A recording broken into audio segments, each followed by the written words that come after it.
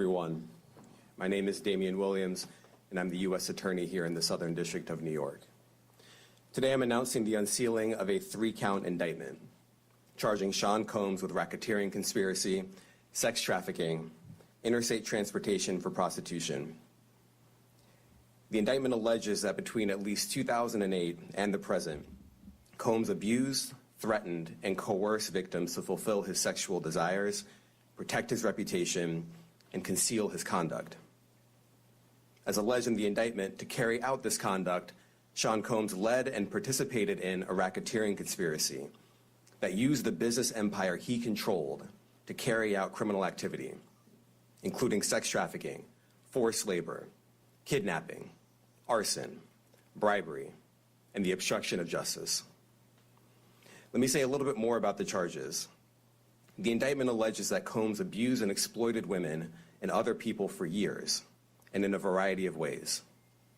As alleged, Combs used force, threats of force, and coercion to cause victims to engage in extended sexual performances with male commercial sex workers, some of whom he transported or caused to be transported over state lines. Combs allegedly planned and controlled the sex performances, which he called freak-offs, and he often electronically recorded them. The freak-offs sometimes lasted days at a time, involved multiple commercial sex workers, and often involved a variety of narcotics, such as ketamine, ecstasy, and GHB, which Combs distributed to the victims to keep them obedient and compliant. As alleged, when Combs didn't get his way, he was violent, and he subjected victims to physical, emotional, and verbal abuse so that they would participate in the freak-offs, and that Combs hit, kicked, threw objects at, and dragged victims, at times by their hair. On one occasion in March of 2016, that conduct was captured on video and later reported in the media. Specifically, Combs kicked, dragged, and threw a vase at a victim in a Los Angeles hotel when the victim was attempting to flee. As alleged, these assaults often resulted in injuries to the victims, which took days or weeks to heal. In addition to the violence, the indictment alleges that Combs threatened and coerced victims to get them to participate in the freak-offs. He used the embarrassing and sensitive recordings he made of the freak-offs as collateral against the victims. And the indictment alleges that he maintained control over the victims in several ways, including by giving them drugs, by giving and threatening to take away financial support or housing, by promising them career opportunities, by monitoring their whereabouts, and even by dictating their physical appearance. Because of all of this, the indictment alleges that the victims did not believe they could refuse Combs without risking their security or facing more abuse. The indictment also alleges other acts of violence undertaken by Combs and others, including violence against witnesses to his abuse, kidnapping, and arson. The indictment alleges that on more than one occasion, Combs carried or brandished firearms to intimidate and threaten victims and witnesses. Now, Combs did not do this all on his own. As I mentioned, Combs has been charged with RICO conspiracy. He used his business and employees of that business and other close associates to get his way. Those individuals allegedly included high-ranking supervisors in the business, personal assistants, security staff, and household staff. The indictment alleges that those individuals facilitated the freak-offs. They booked the hotel rooms and stocked them with the supplies, including drugs, baby oil, personal lubricant, extra linens, and lighting. When the hotel rooms got damaged, they helped clean it up. They arranged for victims and commercial sex workers to travel for the freak-offs, and they delivered large quantities of cash to Combs to pay for the commercial sex workers. The indictment also alleges that they helped Combs cover up his crimes. During the March 2016 incident at the LA hotel that I mentioned earlier, a member of the hotel security staff intervened, and Combs attempted to bribe the staff member with a stack of cash to make sure that what happened was kept quiet. And as the indictment alleges, in late 2023, after public allegations were made about Combs' crimes, he and others pressured witnesses and victims to stay silent, including by making phone calls to witnesses and victims and giving them a false narrative of what they had experienced. And as alleged, Combs used others to help conceal his abuse by monitoring and preventing victims from leaving a location in order to hide their injuries, or by locating and contacting a victim who had attempted to flee. As part of this investigation, in March of this year, special agents from HSI executed search warrants at Combs' residences in Miami and Los Angeles. They also executed a warrant for Combs' electronic devices. During those searches, agents seized evidence of the crimes charged in this indictment. They seized firearms and ammunition, including 3 defaced AR-15s and a large capacity drum magazine. They also seized evidence of the freak-offs, electronic devices that contain images and videos of the freak-offs with multiple victims. And they seized cases and cases of the kinds of personal lubricant and baby oil that Combs' staff allegedly used to stock hotel rooms for the freak-offs, more than 1,000 bottles altogether. Here are some of the items that we recovered during the searches.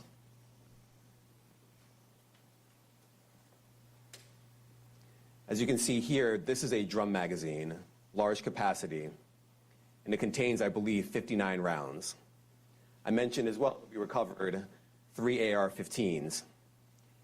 This is a close-up shot of one of the AR-15s, and you can see right here the serial number has been thoroughly defaced. Another picture of more ammunition and parts of 2 AR-15s right there. Now, I want to be clear about 2 things. First, this office is determined to investigate and prosecute anyone who engages in sex trafficking, no matter how powerful or wealthy or famous you may be. No one should doubt our commitment on that. A year ago, Sean Combs stood in Times Square and was handed a key to New York City. Today, he's been indicted and will face justice in the Southern District of New York. Second, we are not done. This investigation is ongoing, and I encourage anyone with information about this case to come forward and to do it quickly. Anyone with information can call 1-877-4HSI-TIP.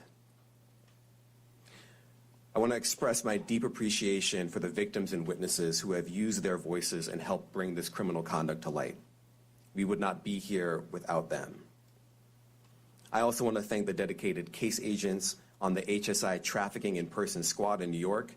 They have been with us since day one and have worked tirelessly on this investigation. They will continue to be invaluable partners to us. I also want to thank the incredible agents and analysts from SCNY who have also provided tremendous assistance on this case. I'm deeply grateful for their continued work. And finally, I want to thank the outstanding career prosecutors from SCNY who are handling this case. Meredith Foster, Emily Johnson, Chrissy Slavic, Madison Smeisler, and Mitzi Steiner, and their supervisors, Jamie Backleeper and Jacqueline Kelly. They are members of the Civil Rights Unit in our criminal division. We created the Civil Rights Unit when I became U.S. Attorney. I'm deeply proud of their work on this and so many other cases. I'll now take some questions. Aaron Katursky, ABC.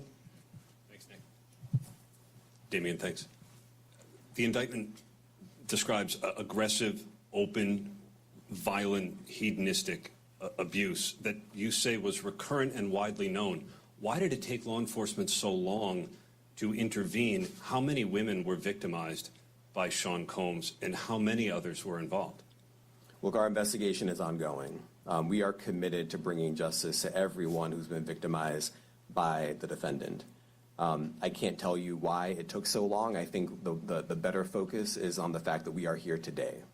And we are committed to making sure that justice is done. Next question. Thank you. Julia Ainsley, NBC. Thank you for doing this. You said we are not done and that Combs did not do this alone. Do you foresee that there could be other charges related to this case? I'm not taking anything off the table. Janet Fisher, Newsday. What's the difference between the sex trafficking and promoting travel for the purpose of prostitution? Well, there are different crimes with different elements. I don't think we should get into the nitty-gritty of the legal discussion right now, but the sex trafficking, we believe, they're all serious offenses, but the sex trafficking conduct carries some significant penalties, and we are gratified that we were able to bring that charge. Is one more coercive than the other? I'm not going to be able to get into that, but you can look it up, and yes, sex trafficking, especially when it involves coercion or force, is a very serious crime, and it carries significant penalties. Good afternoon, Darla Miles, ABC 7 New York. Thank you for this press conference and for the details. 2 questions. In context of this indictment and the information that was presented to the grand jury, are you able to clarify the number of victims? It's mentioned plural in the indictment, but can you specify the number of victims just for this particular indictment? And secondly, can you provide details about the alleged arson? Unfortunately, I'm not able to provide either. The number of victims, you are correct. We are intentional in saying multiple. The details of the arson incident are limited to what we have in the indictment and also the detention letter that we filed, which contains more details than the indictment does at various points, but we don't have anything more beyond that. Next question. Lynn Tran, CNN. Are any of his accomplices or associates under investigation? And additionally, could he face any more charges? So the investigation is ongoing. That means both as to him and to anyone else who we believe committed the crime with him. Next question. Juliet Papa. Hi, good morning from 1010 Wins. Any indication that some of the women or victims here were imprisoned in his residences, and did he have locations where he kept them, and they were not allowed to leave? And also, he's indicted here, although there were searches and raids in LA, Miami. Why in New York? Well, I'm biased. I'm the U.S. Attorney in the Southern District of New York. I think that we have an outstanding track record of bringing some of the most impactful, sprawling, complex, difficult sex trafficking, human trafficking, labor trafficking, you name it. The Southern District of New York can do it, and so we're very proud of that. And so the scope and complexity of this investigation isn't something that we ran from. It's something that we embrace, and we will continue to do that. As to your question about whether he imprisoned anyone, all I can say is that, I mentioned this March 2016 incident where something was caught on video where a victim was attempting to flee, and there was violence that was associated with it. Was that at the residence or a hotel? That was at a hotel. Matthew Lee, Inner City Press. Thanks a lot. Does your office intend to seek remand, or are you reaching a bail package? And if you're willing, how would you contrast this with the R. Kelly case in EDNY in terms of the elements? Thanks. So we will be seeking detention. We have filed a letter laying out our reasoning for seeking pretrial detention. I'm not going to be able to expand beyond what's in the letter, but it contains all of the reasoning, and it contains the law as well. There is a presumption of detention in a case like this, and we think that's warranted. John Anise, New York Daily News. Thank you. I was hoping to get some more detail about the searches of his residence, the guns, the cases of lubricant, and the videos. Where were they found amongst his residence? Were they all scattered around the houses in one place? I kind of wanted to just get a better picture of how that stuff was found. Well, look, I think that some of the details that you're seeking are in the detention letter. So, for instance, some of the AR-15s, 2 of the 3 defaced AR-15s were found in his bedroom closet in Miami, broken down into parts along with magazines with ammunition loaded in them. So some of that detail is in the detention letter. Beyond that, I'm not going to be able to get into where other items were stored. Ben Kochman, Post. Hey, thanks for doing this. Your office was the office that had been prosecuting Jeffrey Epstein before he died in custody. I have not read your detention memo yet. It's the first thing I'm going to do after this ends. But does the memo address, or is your office concerned with Combs' safety in custody, given what happened with Epstein? So we are concerned with anyone's safety whenever they are detained prior to trial. It's part of our obligations to keep people safe as well. It's part of the criminal justice system. So, but I do not draw any sort of connection between Jeffrey Epstein's suicide and what may or may not happen to any other defendant while they are detained pretrial. And of course, the decision whether to detain the defendant will be up to a judge. Our position is that pretrial detention is warranted under the law and based on the facts of this case, and I'll leave it at that.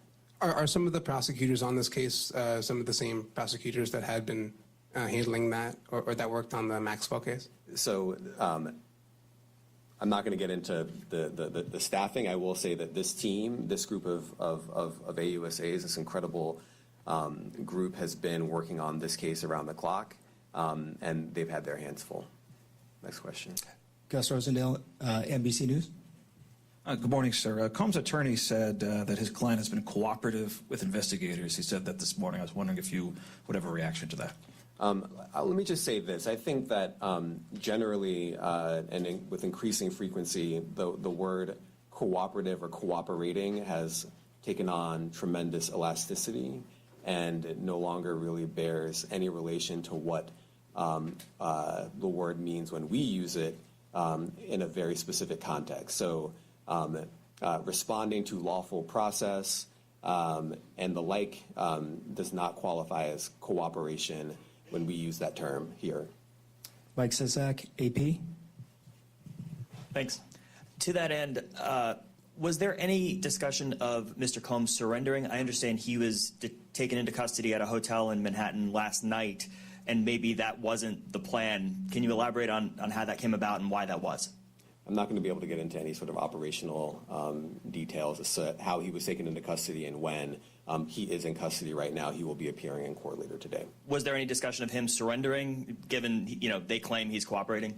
I'm not going to be able to get into law enforcement tactics or operations. You make a big deal of the guns, but how come they're not charged outright or with obliterating serial? That's automatic. Well, I can't get into the charging decision. It is very meaningful to us that weapons were possessed, as we allege in the indictment. Part of the reason why this conduct was so